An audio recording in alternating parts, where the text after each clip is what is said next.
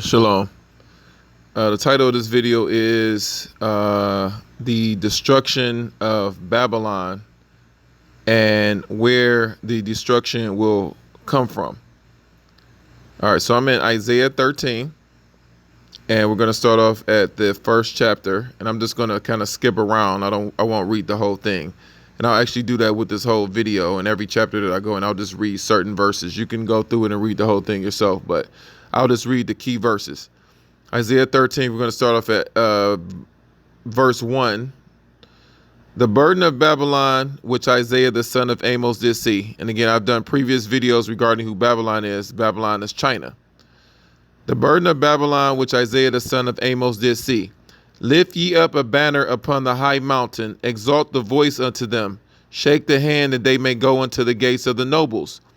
I have commanded my sanctified ones, I have also called my mighty ones for mine anger, even them that rejoice in my highness.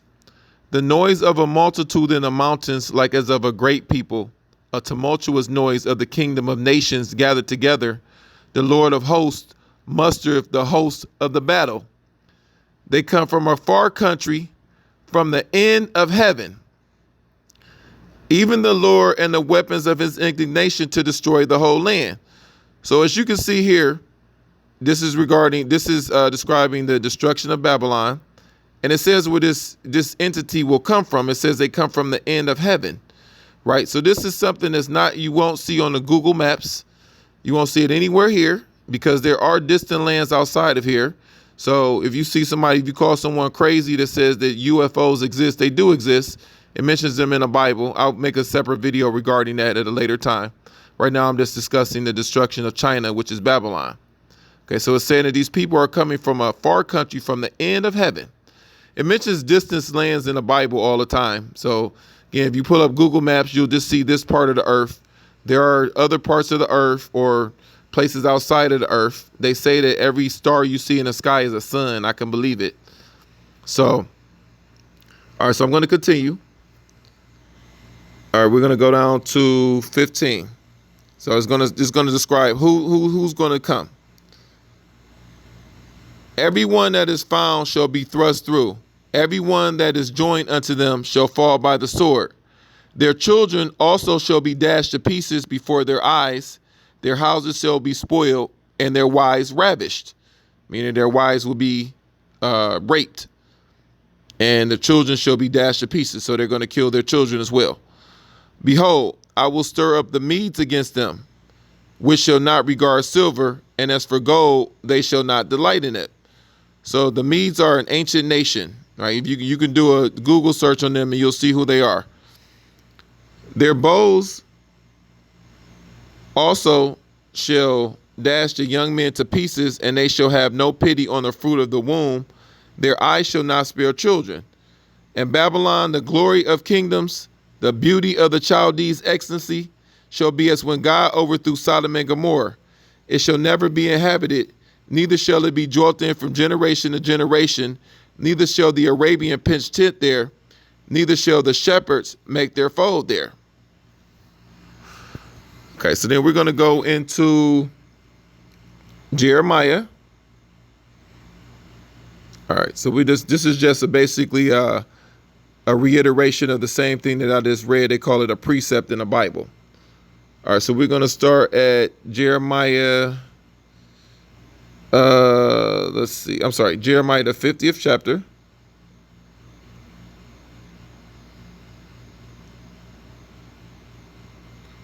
And we're going to start at the 3rd verse. And again, I'm just going to skip around. Okay, so they tell you again, remember what we just read in Isaiah, the 13th chapter, talking about the Medes and where they would come from. Said, for out of the north there cometh a nation against her, which shall make her land desolate, and none shall dwell therein. They shall remove, they shall depart, both man and beast. All right, I'm going to skip down to verse 9, Jeremiah 50, verse 9. For lo, I will raise and cause to come up against Babylon an assembly of great nations from the north country, and they shall set themselves in array against her. From thence she shall be taken. Their arrows shall be as a mighty expert man, none shall return in vain. What does that sound like? Well, I think we see that now where they say all of the United States military and all these militaries at war have like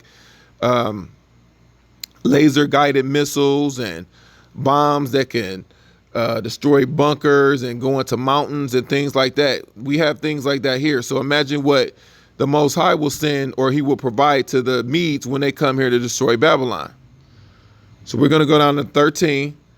Because of the wrath of the Lord, it shall not be inhabited, but it shall be wholly desolate. Everyone that go about Babylon shall be astonished and hiss at all her plagues. You see her plagues right now, all the flooding and the things that are going on in China. They were hit the most by the COVID-19. They were like the first ones hit. I don't think they're being honest with the number of dead. And they said that they lost 20 million phone subscribers. So I don't know if that's how many people died, but I know they underreporting their numbers. Okay, so then we're going to go over to, we're going to go down to 40. As God overthrew Sodom and Gomorrah and the neighbor cities thereof, saith the Lord, so shall no man abide there, neither shall any son of man dwell therein. So it's saying that China will never be inhabited ever again. Behold, a people shall come from the north, and a great nation, and many kings shall be raised up from the coast of the earth. They shall hold the bow and the lance. They are cruel and will not show mercy. Their voice shall roar like the sea, and they shall ride upon horses, everyone put in array like a man to the battle against thee, O daughter of Babylon. So it's calling her a daughter of Babylon because she's a lady of kingdoms. It mentions that in Isaiah 47. She's a feminist kingdom. If you see, as you can see, feminism has taken over the whole earth. Everywhere you go, even in the United States, feminism is everywhere. Statue of Liberty. Okay, so then we're going to go down to 46. So we're still in Jeremiah 50:46. At the noise of the taking of Babylon, the earth is moved and a cry is heard among the nations. So the reason why the earth is moved, because China is the largest trader on earth. She imports a lot of things like raw materials like granite, oil, and she processes them into other things like plastic and things like that. So this is why the whole world will be shaking, because she kind of controls the whole world trade. Even America will be shaken by her fall as well. Right? So what happened when the COVID-19 happened? There was starting to be a shortage of different things. A lot of those things came from China. Okay, so we're going to go into 51, Jeremiah 51. All right, we're going to start at 11. Make bright the arrows, gather the shields. The Lord have raised up the spirit of the kings of the Medes, for his device is to destroy Babylon. For his device is against Babylon to destroy it, because it is the vengeance of the Lord, the vengeance of his temple. Set up the standard upon the walls of Babylon. Make the watch strong. Set up the watchmen. Prepare the ambushes. For the Lord hath both devised and done that which he spake against the inhabitants of Babylon. O thou that dwelleth upon many waters, abundant in treasures, thy end is come, and the measure of thy covetousness. Remember, it says she dwelleth upon many waters. Why? Because she does trade all over the world. She's the largest trader on earth. You can look it up. That's what makes her rich. She sells a lot of cheap goods. She imports all that oil from the Middle East, and then she processes it into plastic, and they send it all over the world. That's just one of the things, but she's the largest trader on earth. All right, so we're in 13. So let's go down to 27. So there's Isaiah 51:27. Set ye up a standard in the land, blow the trumpet among the nations, prepare the nations against her, call together against her the kingdoms of Ararat, Mini, and Ashkenaz, appoint a captain against her, cause the horses to come up as the rough caterpillars. All right, so you see here where it says the kingdoms of Ararat. So if you go into Genesis 8:4, and let me go there really fast, and I'll go back into Jeremiah. So Genesis 8:4, this is where Noah's ark landed. Right, so let's see. And the ark rested in the 7th month, on the 7th day of the month, upon the mountains of Ararat.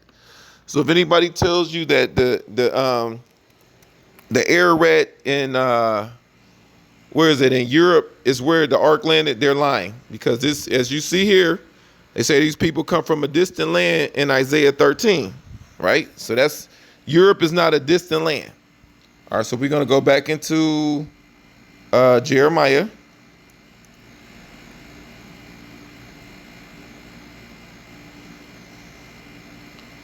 All right, so we're going to go into the 51st chapter, and we're going to go back into the 20. Okay, I think I read 27 already. Okay, yeah, so I just read 27. All right, so then go into 28. Prepare against her the nations with the kings of the Medes, the captains thereof, and all the rulers thereof, and all the land of his dominion.